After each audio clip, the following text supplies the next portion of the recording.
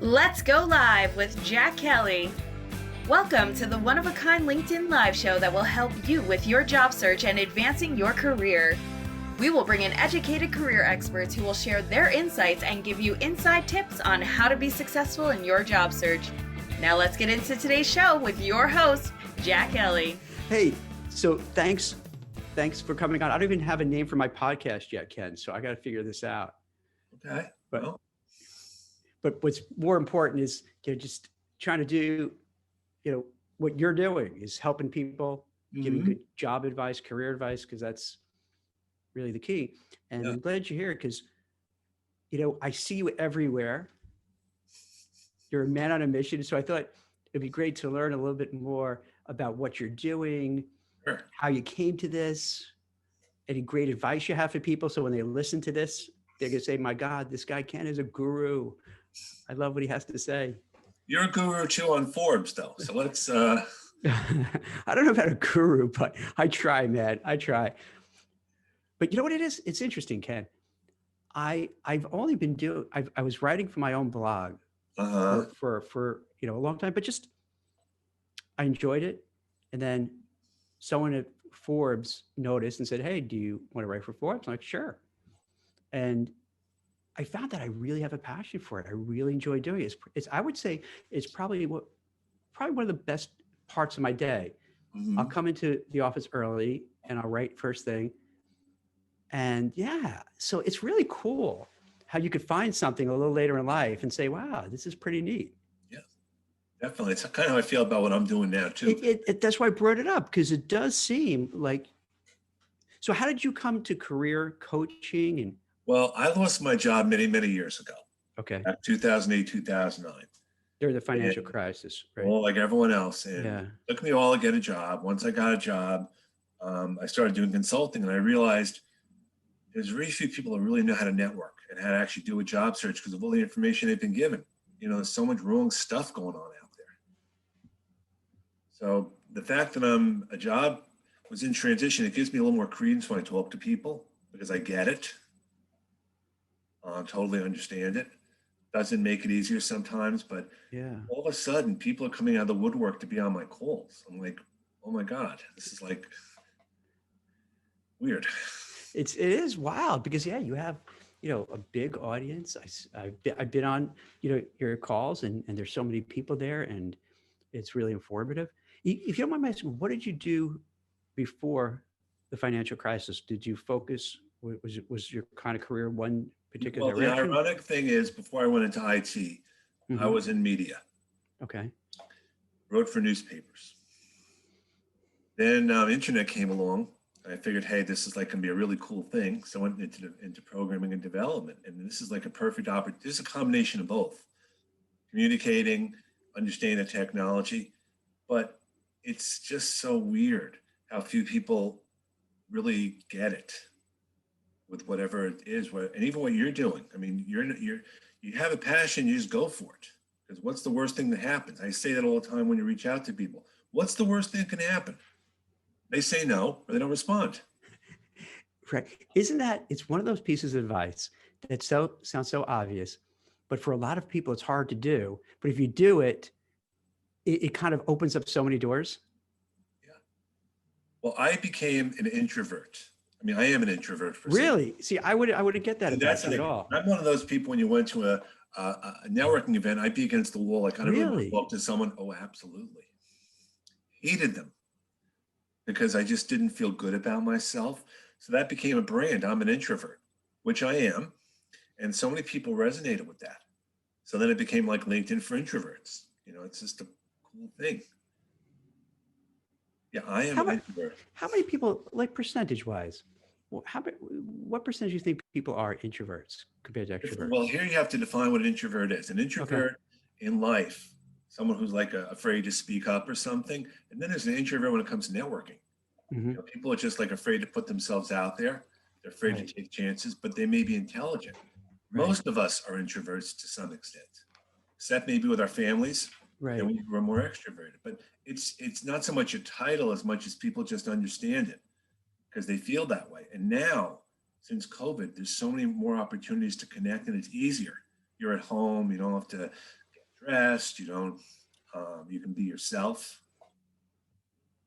But it is so cool because I don't know if you know who Brenda Miller is.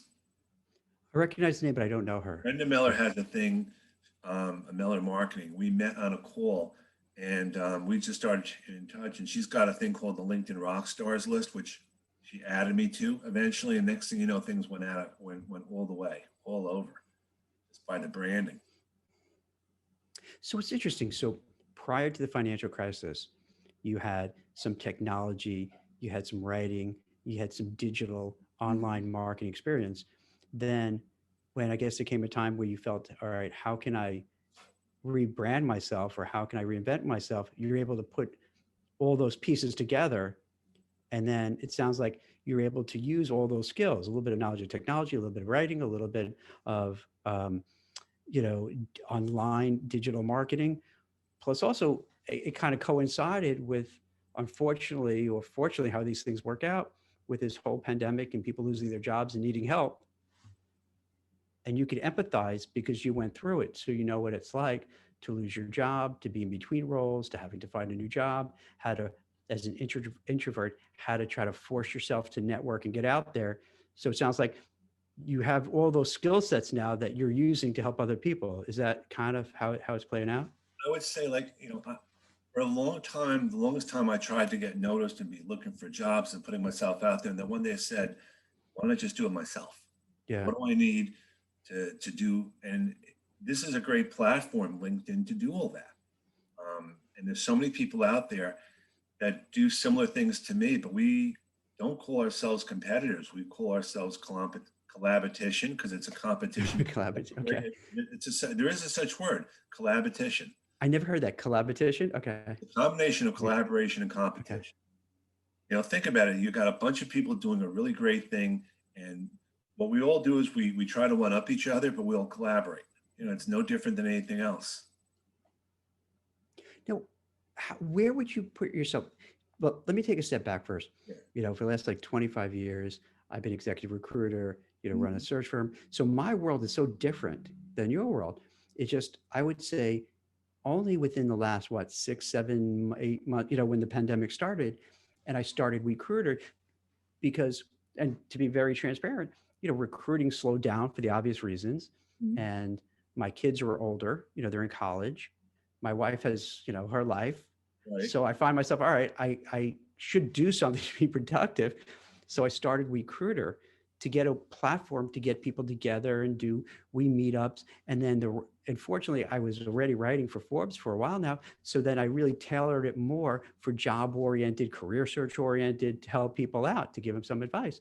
So I stumbled into this world, you know what I mean? In that, because of what I was doing. But I didn't realize how big it is. And I mean, has it always been like this, or it's just been a recent phenomenon because of what's going on? This is what's happening now, which has leveled things off. In addition to people being out of work, there's a bunch of recruiters that are out of work now because there's no jobs. Mm-hmm. So they're out looking. So one of the things I started saying early on to job seekers that were like venting and how come I'm not getting pulled back and all this, that be empathetic. You don't know what anyone else is going through. Be supportive and empathetic. Because we're all in this, I hate to say we're all in this together because it's kind of a BS line, but you want to figure out a way to be supportive. The whole thing with ghosting and all that stuff, it's out there. I get it. Not getting callbacks and the like, but you just keep moving on. You don't just wait and vent. I mean, venting is okay once in a blue moon, but do something, anything. And it's a little thing. I'll say to someone right off the bat, first thing you want to do is organize. Get organized. Use the weekend to organize what you're going to do that week. Have attainable goals. Do the follow-ups. A job search is not Monday through Friday, 9 to 5. It's whenever time you have to do it, whatever works for you. And I think these days especially. But it's little things that I tell people. Like texting is big these days. As long as you get permission, text someone. Don't call them up. Don't email them. Most people are okay with that. I mean, it's just thinking outside the box, with different things. I mean, your experiences are different than mine. So when you were a recruiter, how did you feel when people reached out to you? It depends. With a Right. recruiter, it's a different world because, um, and this might help people who are listening because I think a lot of people don't really understand recruiters and their incentives Right. and what they're about. So with recruiters, the vast majority are contingency based. That means you basically eat what you kill. It's a very cutthroat business. You'll Right. have a company, let's say like Morgan Stanley, will say, hey, Jack, we have a role. And in my company, we'll focus on compliance, legal risk, audit, financial controls, anti-money laundering within Wall Street banking, finance, hedge funds. So they'll come to us and say, hey, we have a role. They'll talk, tell us what it is, the compensation, what they're looking for. But then they'd also give it out to 2 or 3 or 4 other recruiters. Then they'll also have their own in-house talent acquisition looking, and they'll Mhm. also post the jobs online. So there's a race to find the right candidate. If you get the right candidate and you place them and they stay at the job for a certain period of time, you get a commission. If you don't get anything. You put all the time, effort, and energy in, and bupkis, nothing. You end up having nothing. So to answer your question, with recruiters, what happens is this then. It's the incentive is to find the person who has the exact experience for the job at hand. And if they do, you're going to give them the time of the day. And to answer your question, when you said, what would you do when they call? If they have the right background, the right experience, I'm like, yes, thank you. But then you have the I whole love you. You're great. pink uniform, the pink unicorn thing. Yes. You get And that impossible position to yes. fill. Yes. And you're like, you have no idea. That's such a great feeling when you have that, when you get that right person and they're within the compensation range and they're normal. And, you have a conversation like you and I are doing, maybe back in the day, it would be in person. And now in this new world, it's online. And you're like, yes. But then if you have people who aren't right, and this is where I think people get so frustrated and get so angry and so hurt because if you don't have the right background, the right experience when you're dealing with a recruiter, you're just going to assume that recruiter is a jerk and blowing you off. But it's really, they don't have it. And a lot of recruiters have big egos. And I don't mean to be talking out of school and getting in trouble with the recruiter community, but they're not transparent. They don't say, hey, Ken, you're a great guy. You have great experience, great background, but I don't happen to have a job right now that fits. So I can't really help that much right now, but we'll keep in touch. But instead of saying that, and you alluded to this earlier, they just ghost you. They don't say anything. They blow you off. And that leads the job seeker to be like, what the hell just happened? Why am I getting blown off? Am I not good? Is this guy just a jerk? Am I never going to find a new job? Recruiters, this is what recruiters complain about. They complain about people who don't show up for interviews. Oh, that happens So, too. but I'm saying, so it became Yeah. a one-sided conversation. And I Yeah. actually wrote a couple of things in an HR journal. I said, it's a two-way conversation. You Yes. want to be respectful of each other and understand. I mean, and there's different types of recruiters too. Most people don't realize that.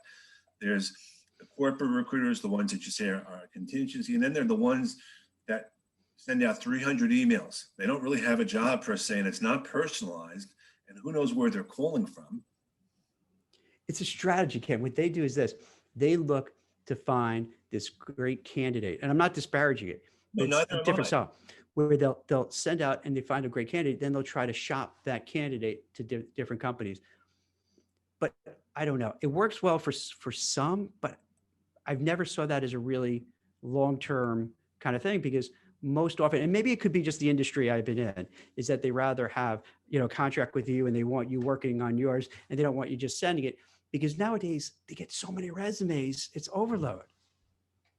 So that goes to the idea of networking. So the other thing that I'm up against, a lot of people talk about is I've got 75% of the skills, but I'm not financial. I'm not pharma. Yeah. But the skills are transferable. But these are closed fields. It doesn't matter. You have to have that exact experience, and that's one of the things that a lot of people I talk to struggle with. I could do the job, but I don't have that Yes. one thing. Ken, that is so frustrating for job seekers because, and I can tell you just from my own personal experiences, when I'm working on different assignments and I'll share somebody and maybe they have 7 out of 10, they're like, can you keep looking? All right, 8 out of 10. Well, they're good, but can you keep looking? And it's rough. They want to find like you have everything and you can just fit in neatly. And most people don't have that. And it's tough. And it's bad because a lot of times candidates, and you probably hear this too, they'll tell you, hey, but Jack, I have the skills. I could do it. I could learn it. And they're right. But the company's not going to give them a chance, which is it sucks. It's really bad. This is my argument back. With all the time and energy a company spends to look for someone, that perfect person, they could have had someone who they would have been able to train and have them on the job. Yeah. Hey, Ken, can I just Sure. kind of rewind for a second? So Yep. when you said about you have that wait, what was that word? Wait, what are your It's called collaboration. collaborative? How would you, if you had, because it seems like you do different things. Like so for people who are looking for your services or need your help, how would you define yourself? Or do you not want it's more open-ended? Are you a career coach or how? What I talk about is I talk about the fact that I work with introverts. I also talk about the fact that having been in transition myself, I understand differently what people are going through. But I'll also say at the same time, I may not be right for you. And I'm not going to force myself on you because there are some people that do resume writing. There's some people that write someone's LinkedIn profile. That's not me. I know people that'll do it. And we do this in the same way. There are people that are resume writers that will recommend me and vice versa, because we understand that. We know what our sweet spots are. We know what we can and can't do. I mean, I could do it, but not to the extent that I would feel comfortable, charging for it. I mean, definitely give some free advice. What would you say for people who need help? What type of folks should kind of contact you and try to get in touch with you? Basically, people that are stuck, I would say, Okay. right off the bat, you're stuck, you're doing the same old, and sometimes you just need another conversation or someone just to speak to about what's going on. I mean, I do consultations all the time, free consultations, and sometimes it's that aha moment that you don't realize when you're stuck going through it. The fear, a lot of job seekers, you're insecure as it is, you're afraid, you're vulnerable. So besides me, there's a lot of great support groups out there. You have one, I have one, there's lots out there. I also recommend people get what I call the job search posse, which is a bunch of people, 3 or 4 people that you can all work with, who'll be honest with you and who will support you. People going through it with you. They can share leads and share experiences. So when you have that kind of helping you give someone a consultation, kind of help them break through some of the things holding you back, would then you take them on as a client, like a career coaching client, and I guess you would have different programs that you would offer depending on. Right. One would be a whole overview of the LinkedIn profile. Mm-hmm. Some people have very little. Others, it's about you have a good profile, but you have to really learn how to leverage it and network. Because again, most people don't realize on LinkedIn, you can do this 2 different ways. You can market yourself one way in the profile, and you can have it recruiter friendly the other way. And most people, they want to do one thing or the other, and it doesn't work that way. Recruiters don't care as much about what you put in your featured section. They don't care about what you're sharing, but they care about things that they can search for. But at the same time, you're marketing yourself to people who might know people right out there. It does seem to me from the outside, and I could be wrong about it, that seems to be your forte, is LinkedIn and how people could maximize it for their job search to get noticed. Is that a fair statement? Or definitely. And it isn't even so much, when you pay someone like myself for someone else, you're not paying for, I don't have a secret sauce per se, but I have the experience, and others like myself do.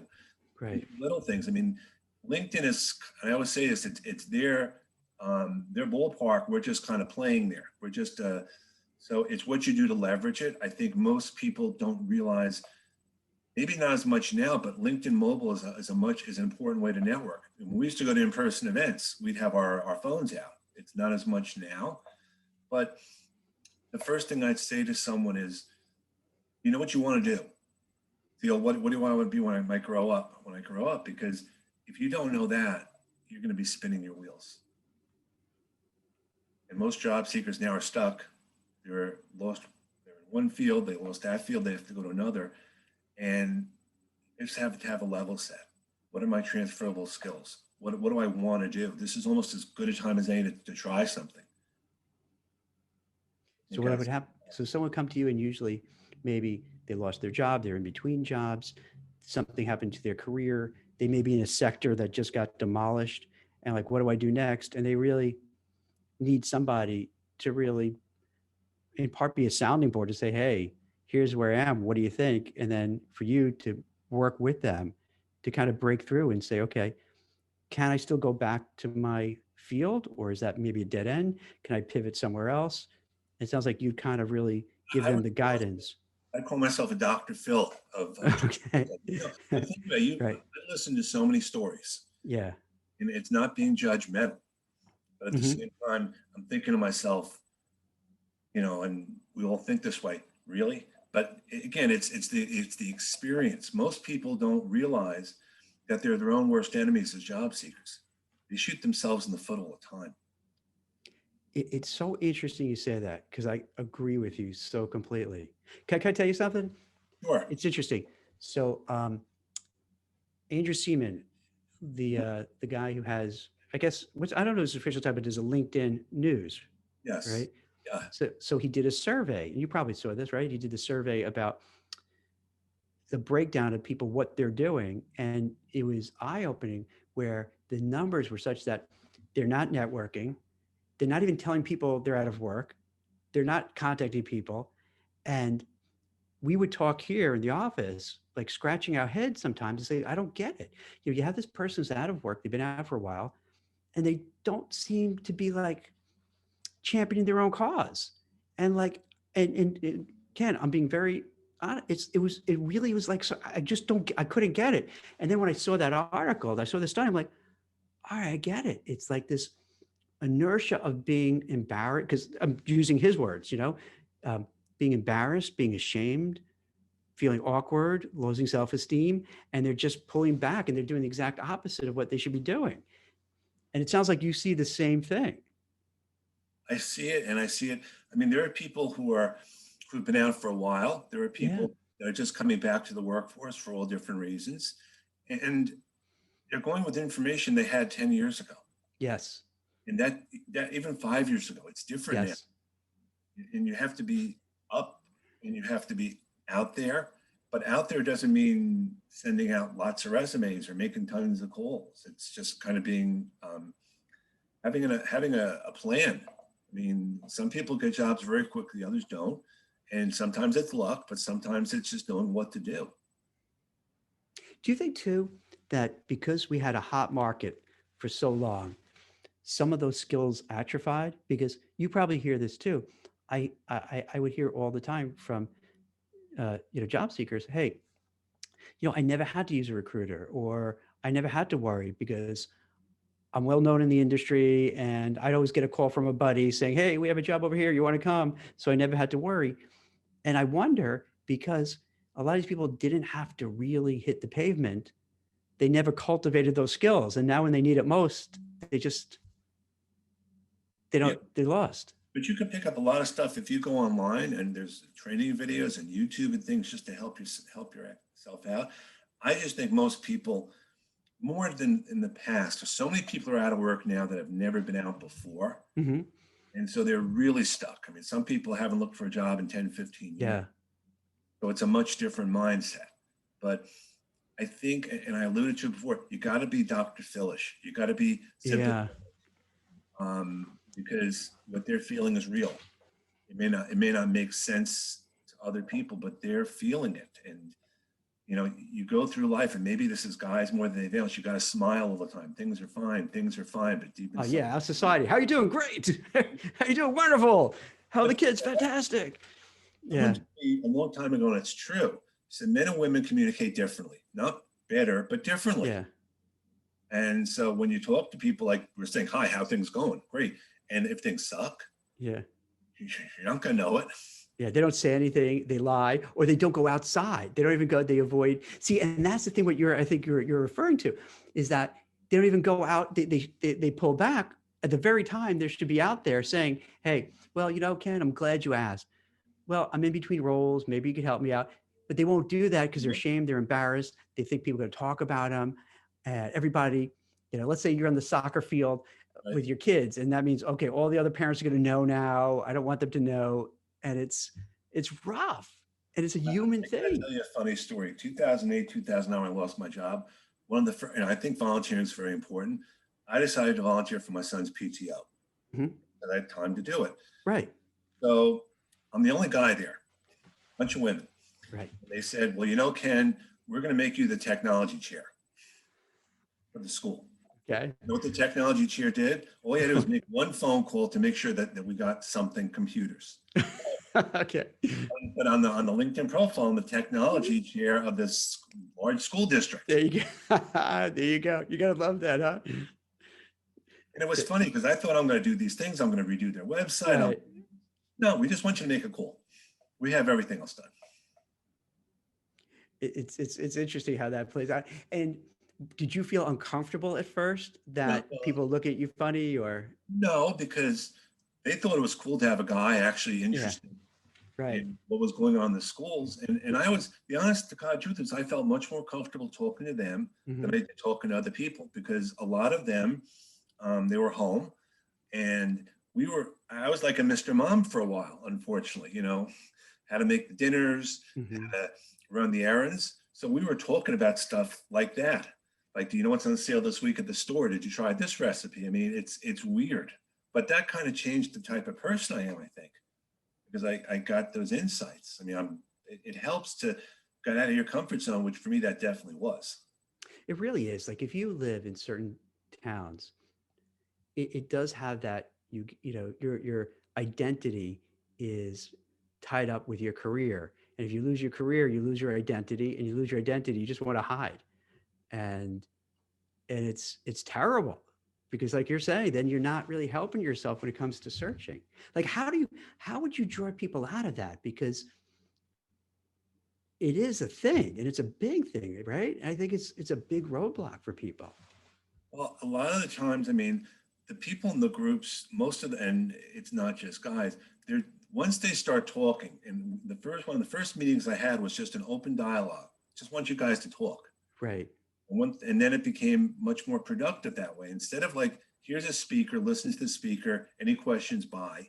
It's important for people just to let out their concerns. I think, you know, for me especially, the hardest part was getting back into it after I was ironic. I was out for 1.5 years, and for me to go for a job after that, it was like, oh, so hard. Yeah. But think about it this way. If you and I have a cup of coffee, we're gonna have a cup of coffee, we'll be out in a few minutes. Women have a cup of coffee, it's hours. I mean, it's not meant as a negative, it's just the definition of things. I'll be there a long time. I talk a lot, Ken. So Okay. we'd probably be there for a while. And I don't mean that in any negative way. Oh yeah, I know. It's different. I'm saying for an audience, it's the fact that when you understand the mindset, whether it's a job seeker, as another person, you don't put a label on someone just because the person has certain backgrounds. And I always say this to people now, just because you're out of work, you are that person. You haven't lost the skills. You've lost the place you're at, the specific, the physical or the address. Don't let it define you. Your skills are out there. I had people in my groups, and I started the group that way. I said, anyone want to do a presentation? Do it to the group. And we have people who are out of work every week doing presentations. I said, it's practice for interviewing skills. It's practice to see what works and doesn't work. And we're going to be kind. We're not going to criticize you. And that's how the whole thing actually started with the weekly events. Different people who were all out of work for a while, honestly, just started, presenting on what they could do. And that's what led to this, actually. And then people started finding out about it. So the first thing, and now I could really understand what you mean about the Dr. Phil thing, is that you have to really be empathetic and understand and listen to the person, what they're going through, and hold their hand with the idea that they're kind of going through a crisis. And I agree with you. I think men will hold it in more, generally speaking. So you have to get it out of them, because I guess if you don't, it's going to be really hard to get them to move forward, because they're carrying this baggage, this guilt, this shame. And I guess you have to deal with that. Our society, it's the mindset, what we built into. I would say this, yes, you want to be a doctor, Phil, but at some point there has to be tough love. I mean, I have people that keep emailing me Can we do this? Can we do that? And at some point, I'm happy to help, but you got to do this on your own. Yeah. I'm there to support you, but you got to try things out. If they don't work, try something else. No worries. I mean, what's the worst thing that can? I actually had someone who wanted to apply for a job. I said, send a LinkedIn message to the CEO. I mean, what's the worst thing that happens? They say no. And she got a response back. I said in the message, see if you can get 5 to 10 minutes of that person's time. And she got that time, and now she's interviewing for a job. And no one would think to do that. You're so afraid. What's the harm? Do you think, just like here, do you think they're afraid to do that, or because, let's take this environment, you have COVID, you have the health issues, you're stuck at home, you lost your job, you don't know if you have another job, all you hear is doom and gloom, that it just kind of, I don't want to say destroys you because that sounds too harsh, but you know what, it really kind of, it makes you have self-doubt. Do you think that's a big part of it, or it's just that's how they are and they have to learn how to Here's the thing, be more aggressive? a lot of the CEOs, and like they're home too with their kids. Yeah. They're dealing with school stuff. This is almost an equalizer. Yeah. Again, no, there is no one size fits all to doing this. I mean, what you and I do, different people have different needs. We can give them the guidance and suggestions, but I think you want to feel good about yourself. And when you're insecure, when you're in that bad spot, it's hard to pick yourself up. But once you pick yourself up, I always say have an attainable goal. The attainable goal is to do 5 LinkedIn connections in a day. You've done that goal. Don't make the goal, I want to get a job by the end of the week. Just build on things, whatever they are, and enjoy and celebrate anything you do. It doesn't have to be job search. I always say to people also, give yourself some time off during the day to do whatever you're doing, lunch, whatever. Just block the time out. Don't be in front of the computer or job searching every moment of every day. It's just you lose after a while.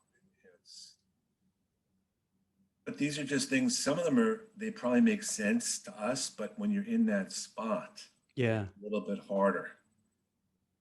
So it sounds like it's a combination of things so far, what we're talking about. So, if somebody is going to look for a job, first they have to figure out what they want to do, have a goal. And then within the goal, you have to have a system in place so you can achieve that goal. So you have to have the steps to do it. And then you have to be focused on those steps to keep doing it. And when you step in, if they seek your help, is really to maybe work with them and get to understand what they're going through emotionally, mentally, spiritually, to help them out. But then, as you point out, there comes a time where you have to say, okay, you know what, we worked, but I can't do this for you. You're going to have to now summon up the strength, the courage, and just do it and try it. And as you said, what's going to happen? Worst, someone doesn't take your call. Someone doesn't get back to you an email. All right. So what? I'll use the example of a risk reward. The reward is, hey, that CEO that you talked about takes your call. You have a great conversation, people in common, and oh my gosh, this was perfect. And yeah, you get a job out of it. What's the worst that can happen? The CEO, you have a conversation and he thinks you're, Jack, you're a moron, and hangs up on me. All right. That's the worst. That's not so bad. I'm going to live. I mean, okay. That's all right. If that's the worst, it's embarrassing, but I'm going to move on. So then it sounds like you really then kind of try to get them like a kid. You want to get, okay, now you got to go out there. Come on, go out there and make it happen. I'll help you. I'll be there in the background, but you got to go. But then it seems like you do a lot of work. At least this is what I notice. A lot of work on your Zoom calls, but then also a lot of LinkedIn advice. Is that kind of part of the career coaching, or that's kind of a separate thing you do too? That's part of it for a lot of people, especially people who put down on their profiles what they've done as opposed to what they will do. I mean, that's the big mistake people make. Well, if someone looking at your profile doesn't care about what you did, they want to know what you can do for them. So that's how you really have to parlay what you do. I don't care what you did 20 years ago or the last year. I want to know how you can help me. And I think it's not intuitive to most people to think that way. Take what you did somewhere else and build on it. We had a call yesterday, and it's little things now you don't realize. It's even from a technology standpoint. We're all on these calls. What happens if all of a sudden you lose a connection? And what happens if the sound isn't good? And someone actually made the suggestion, have a plan. If something goes south, take take your picture off. See if it's okay to reschedule. I'm not saying make that suggestion right off the bat, but be prepared for anything that can happen. You know, you freeze on the call or something. These are different times, and it's an equalizer in some cases. I think it really is. The ones that get jobs are the ones that just keep at it and are not afraid of the failure. You know, you're going to get a no. So then Marty Latman, one of my good contacts, says every no you get is going to get you closer to the end. That's exactly recruiting. That's the joke we would all say to each other. Not the joke, but like to motivate you on. It's like, okay, this person didn't want to take the job, or this one didn't want to go on the interview. But every time, all right, you're due for a yes. You're getting almost there. You're getting closer. You're getting closer. You know, you're going to get that yes. It's almost like the unemployment rate is either 0 or 100% for each person. It's not the federal, you're either working or you're not. Yeah. You don't want to get caught up too much on stats and things, but you know, the hardest thing, and I said it before, is job seekers have to get out of their way and get out of the stuff that's holding them back. If you don't mind asking, where did you grow up? I grew up in, I was born in the city, grew up in New Jersey, been in New Jersey just about my whole life. Where in the city? Right near Yankee Stadium, actually. Oh, like up in the Bronx? Oh, the reason I ask is I grew up in Brooklyn in a place called Canarsie, and you have that New York, and I know you're in New Jersey now, and so am I. Right. You know, but you have that New York practical, like it's a vibe, it's a thing. Like I think you could pick it up on other people. Where I've noticed a lot of people. No bullshit, no like dancing around, no like this is what you got to do. You don't have to use fancy language. Like, and this is not saying anything negative about any career coaches or anything like that. Of course not. You'll hear like certain like, and you hear this in all corporations, all big corporations. So let me qualify. In all corporations, all these jargon and buzzwords to make yourself sound smart and whatever. But like, I think a Brooklyn pre-hipster, because I grew up before it became hipster and was all cool. You didn't know you need that. It's just like really old school. Here's what you got to do. Here's what that's it. And it's funny because sometimes that's just the best advice, the practical, like the advice you give me, I'm listening to. Yeah. You know, there's no flowery language. There's no jargon. There's no acronyms that you're throwing around. There's no magic. I hate the term elevator. Such a stupid term. Wait, I'm sorry. What was that? The term elevator pitch. Yeah. Okay. The whole idea of you have to make a point while you're in the elevator and all that. Just talk about yourself. Yeah. Forget if you have 15, 30 seconds. And, you know, and the other thing is when you talk to me, tell me in a general way. I mean, if I'm IT and you're not IT, you're not going to get what I'm saying. You're not going to understand it. Even networking is meeting people. I mean, let's it's just about simplifying in a lot of cases. People are just so turned off by the words at times. And I think having conversations like this, I have them all the time. And there's no motivation for me to get business that way. I just want to talk. And if it works, great. If not, right. Okay. You know, it's the way it is. Yeah. And do you find some people are attracted to that philosophy and others just get a little like, they're not used to that? And I've gotten shocked. People have been shocked after they say, you didn't try to sell me something. I'm like, yeah, that's not what I do. Right. Because people are so used to being sold. Here's my service. This is what I do. If you want to hire me, great. I'm happy to, but I'm not going to start running you down and running after people and doing stuff. That's not the way I operate, and it's not the way most of us do. Yeah. And it sounds like you really enjoy what you do. I do now because I feel passionate. I mean, I'm a pay-it-forward guy. I mean, I've been doing this for a long time, but I love the sense of community that this has come about from this. This is not just going to a place where 60, 70 people are there, and it's like, where do I go? This is like, you can do one-on-ones, and people feel so much more comfortable on a Zoom call, believe it or not, more than in person, because they show off their Zoom backgrounds, they show off their personalities. I mean, it's hard. It was hard for me to network on a lot. It's gotten easier, but still, I still get overwhelmed when it's like, tell me about yourself. You really want to know about me? It's funny how some people have such a hard time doing that. I offered to help people, and I want to try this out, see if this could be kind of a business thing where do like an elevator pitch where people could have, Mhm. a video elevator pitch. And then I was really surprised that it was so hard for people. And I know you don't like that. I know you gave me grief on that, but it's so hard for someone to say, tell about themselves in a really like concise way. And I'm like, wow, if you can't do that, that's got to be so tough for you to interview and try to get a job if you can't really So communicate if that. I were to say to you, let me learn a little more about you, Hmm. that might be an easier way to go about it. Just Yeah. want to learn about you. Do you think they get stressed when you say elevator pitch or something like that? And then they see, you know what? You're right. Because like when I did that, dude, you're so right. You're so right. Now it makes sense because I'm thinking about it. When I was speaking to you, I'm saying it more like, okay, because I'm so used to when I'm speaking, like as a recruiter speaking to people, they just automatically say, hey, here's what I do, blah, blah, blah. And but when you ask them directly, I guess they freeze up like, Because you have the 30-second clock that someone yeah, says yeah, on the yeah, timer. yeah. Yeah, yeah. All right. What can I use instead of that? What's like a good term? Just tell me about yourself. Tell me what you want to do. Well, I'd like to learn about you. Yeah, I mean, yeah, the point is, it's not if you spend a minute versus 2 minutes versus yeah, 30 seconds, you got to feel comfortable. yeah, I mean, yeah. and it's just a little, we've been given so much information over the years. Sometimes you have to just disregard some of it. I bust your chops. I admit I do. And you probably bust my chops, and that's okay because Do we're I? I don't mean to. Do I? I don't. no, but, Oh. but even my favorite person is Lauren Grief. I mean, I Hmm. don't know if you know her, but I met her at a networking event. She is a total extrovert. I Hmm. can't keep up with her. Yeah. She's talking on the phone. She's having a cup of coffee. She's moving around the room. I was dizzy, but we started talking, and we realized we Yeah. complement each other.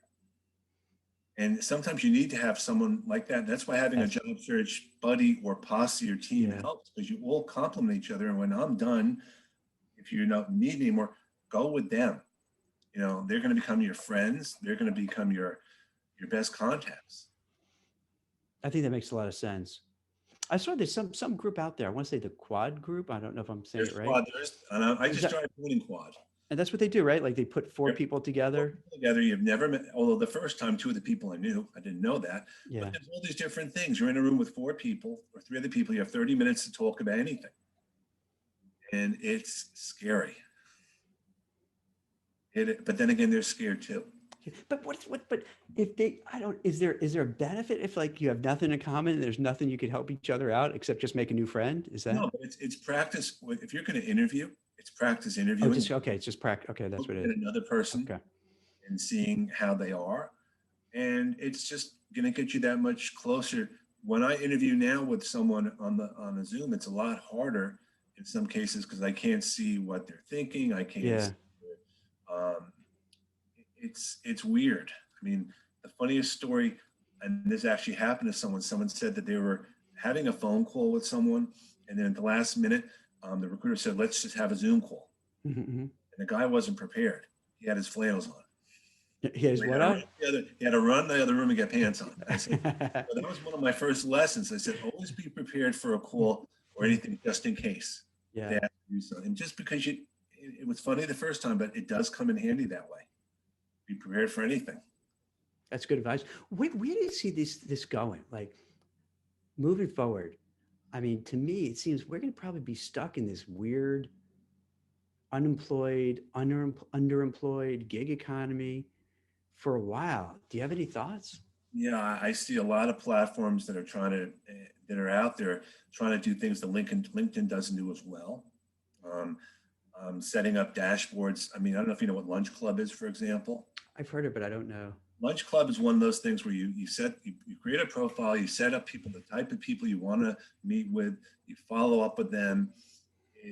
It's used to be in person, like in the city, you might go somewhere after work.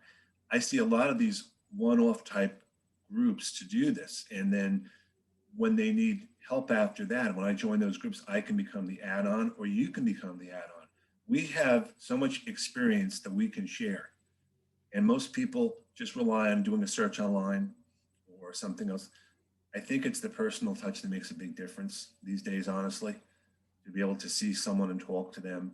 And you don't realize behind there, the people I've met, some of the people who I thought were like special, really top, great people, they're great people, but they're human. Oh, You sure. walk them, they've got stuff going on like you do. And once you get rid of that aura, they're on a different level, you realize they're just like you. And that's one of the things, it's called imposter syndrome that's out there. Don't be afraid to be who you are. And if you don't know something, ask. Don't try to, and I'll ask all the time for advice. I'm not above that. I don't know everything and I would never claim to.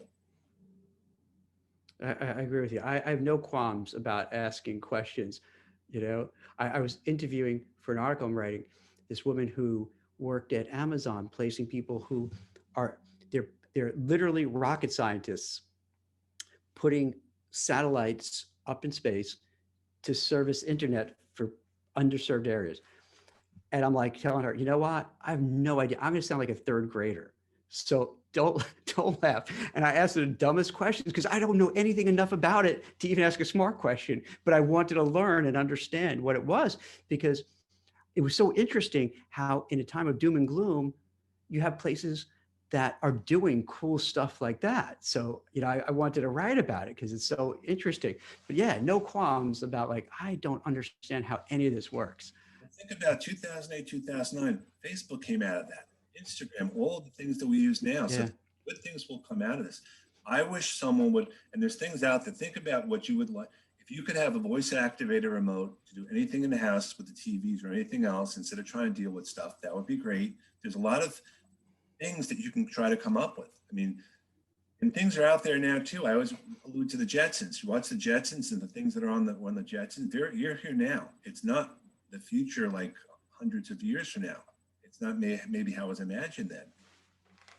Flying saucers for drones, instead of the picture phones, it's you and I talking, all that stuff. Really, do you see yourself keep doing this, or do you think you'd want to use technology and maybe kind of figure out some sort of niche app or what have you within the space? I would love to build an app for what I'm doing. I'd love to create a dashboard, and I probably will in my spare moment.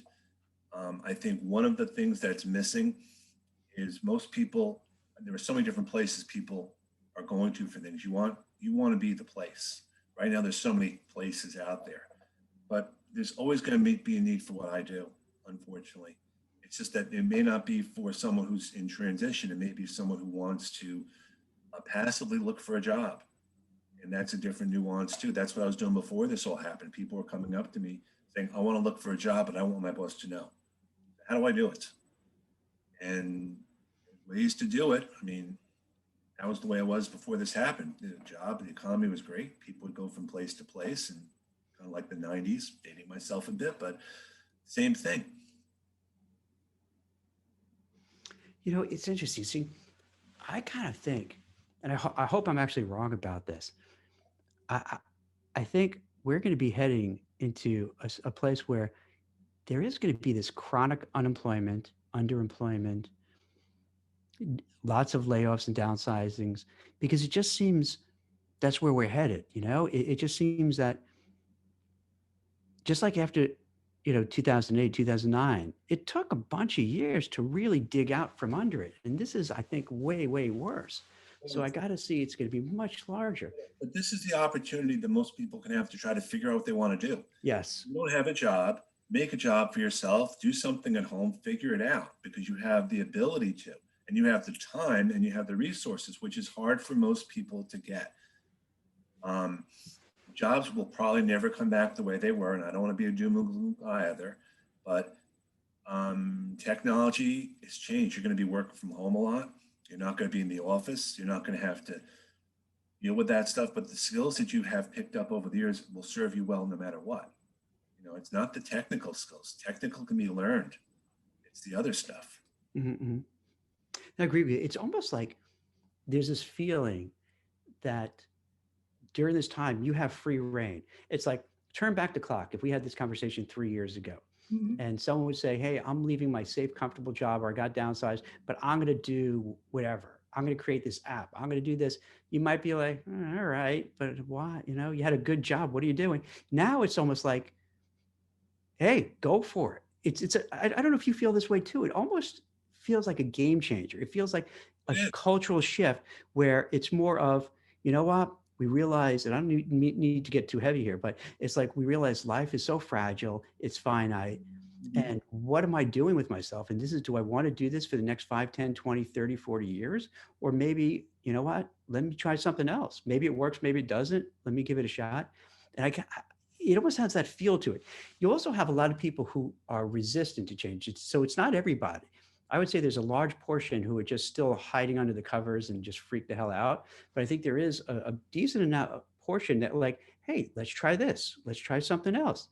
Let's do this thing. Like you saw, I was like, all right, I'm tinkering with having a forum. I think I mentioned that to you. So far, it didn't go anywhere, but I'm trying. I'm tinkering it, and I don't feel bad that it's not going because it's like, hey, it's almost like this is the time where you could try anything. Try, fail, try again, fail. It doesn't matter. Learn, figure it out, and keep moving forward. And that's cool, and it's acceptable, and it's applauded. So that is, for a lot of people, if they viewed it that way, I think it'll make their lives much easier. You're going to fail at stuff, and you accept that fact. Whether even with what I'm doing, I've had to do pivots, I've had to do changes, and that's okay. But I'm happy having control of my own life and what I do. I don't. I mean, I wish my job wasn't all hours of all days, but I don't care because I'm happy, I'm passionate, I feel good about it, and I wake up in the morning not dreading the day. I don't go to bed Sunday night worrying about what's going to happen on Monday. What am I going to do at work? What am I going to do this? And once you get to that place, and it's hard for people to get there, but just think about what you bring to anyone else. You can do a bunch of things on the side, freelance, hourly, whatever, and you're going to feel that much more fulfilled. And it's hard for people to get used to that because you're going to have downtime. You're going to have time when you're not going to be working. That's just the way it is now. If you embrace it for what it's worth, it's not great always, but at least you know what you're up against. So does your wife and kids say like, wait, Dad, wait? I No, see talking to people all day long. What are you doing? Are you really working? Because my kids would say that when I'm recruiting. They're like, are you talking to a friend? Are you working? And they'll look at me like, you complain about work that you're just talking to people. Do they? I'll tell you the thing. My wife didn't understand what I was doing for a while. And Yeah. When I finally showed her when I was on a podcast, it was like, wow. Yeah. Even though it didn't go to a lot of people, but they Right. got it. And the other thing is, this is now like my kids are on LinkedIn. They're the second generation, and my daughter-in-law is on LinkedIn, so they kind of get it. And if I had kids that were 7 or 8 years old, they would probably think it's cool too. That dad is kind of up with the technology. Right. It's not just like how do I turn this on or that on? But this is not easy for me. I mean, it may seem that way, but it's taken a lot of time and trial and error, and I still get frustrated with stuff. Well, it does seem, for what it's worth, Yeah. it does seem you're very comfortable in your skin and that it's natural for you. And you definitely have struck me as more of an extrovert. Because I remember I saw you at a breakfast club. Right. And you're like, hey, Jack, I want to talk to you. And you gave a card. I'm like, that's an extrovert, And I think, wow, this guy is really, on fire.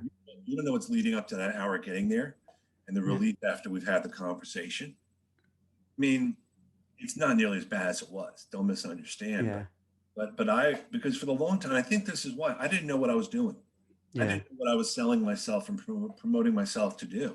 Yeah. That's a big part of it. If I know when I'm down, I feel better about myself. And I think that's a good thing for introverts. Once you know what your strengths are, it does become easier. If you know what you can't do, don't do it. Don't try to do something. I have this different thing, Ken, where I have greater aspirations that exceed my intelligence and ability.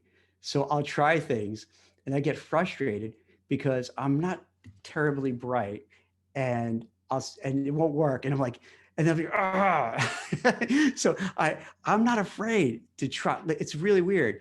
I'm not afraid to try to do different things, but but I don't have that trigger to say, hey, schmuck, what are you doing? Like, you don't really have that technology knowledge to do it, but I do it anyway. I just run headlong into it. So I don't know what you call that. The Dunnder-Kruger effect, maybe? Is that what it is, or whatever? I've had such a blast the last few months, being part of things and also just kind of taking it in, because after this happened, I mean, I'm not a doom and gloom guy, with stuff out there, because what's the point? Mm-hmm. It is what it is. And we all on these calls talk about where we are. We're in Brooklyn, we're here, we're there. And this is what we're dealing with. I would love to go back to the city. I'd love to take in the city. I'm not going there for a while. So you make do with what you have. I mean, we've had Fridays at 5 o'clock, we have a happy hour online, a whole bunch of us, just like we might do after work. And we just talk and play music and do all that stuff. And you want to make things as normal as possible. See, that's so awesome. So you've kind of almost built a family out of it. You built a whole personal network too. Well, I have the LinkedIn local as a family. I even say that because we all know each other. And it's like, my challenge is to keep it interesting. Mm-hmm. Which is why I think I talk that we should just do something together. I mean, I don't know exactly what it would be, but we'd have a blast. Yeah. See, I enjoy talking. I enjoy helping people.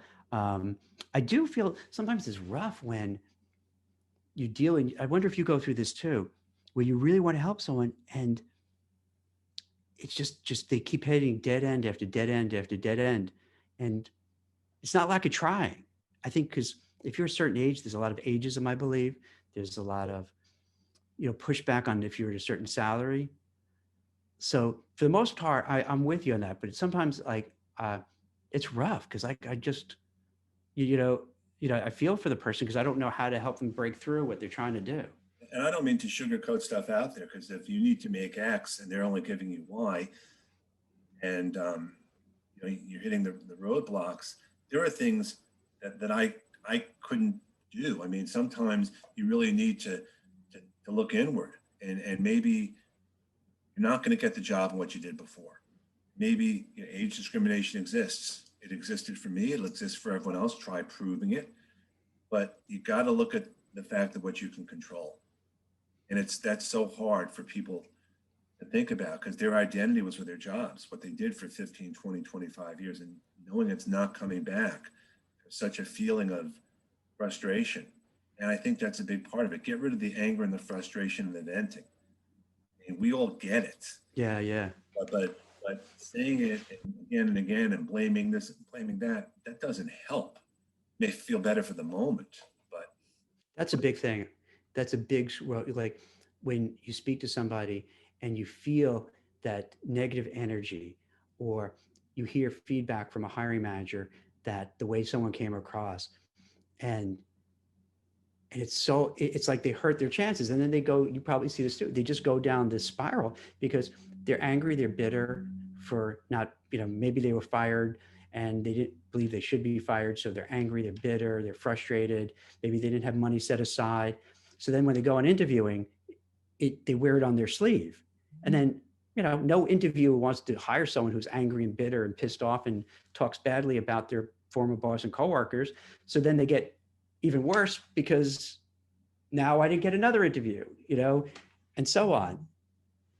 And you're right. It's like they just. A lot of the interviewees now, or the interviewers, they're old enough to be my kids. Mm-hmm. And it's not their fault. They deserve it. And you work within that. I mean, I think the challenge is people of my age have to be willing to accept that you're working in a multi-generational environment, and it's not a good or bad thing. It's the way it is. And my kids communicate differently than you and I do. It's not good or bad. It's different. Just acknowledge. Different, yes. It's interesting you say that, because I'll tell people too, I think I was even writing about the other day, is that you got to acknowledge that, hey, if you're in with, everything from boomers to Gen X to Gen Zs to millennials, you got to kind of be open to their lingo, their language, because if you're not, that's what put aside the term ageism, they're just going to feel like you don't belong and you're not even making an attempt to belong. Right. Although, do you do this, Ken? Like to my kids, I'll like find out all the terminology they use. So my kids are Gen Zs, and I'll use it, and they get so annoyed with me. When I try to use the language they use. Well, the first thing that happened is my kids left Facebook. Yeah. Yes. Oh yeah, they left us. They're on Snapchat and everything else. I think the big thing is, if you at a certain age position yourself a certain way, you're a mentor. You can mentor people. You can share your knowledge instead of like, I'm better than you. Right. Absolutely. Because I learn from them all the time. I mean, they're in things that they've had to grow up with. We didn't grow up with. I mean, they grew up in a 9/11 world, and they've had to deal with the shootings, and they've had to deal with this stuff. Right? A lot to take in, and It's a lot. so that's why their mindset in some cases may be the way it is. You know, we Yeah. didn't grow up that way, and it's not a good or bad, but it's an acknowledgement.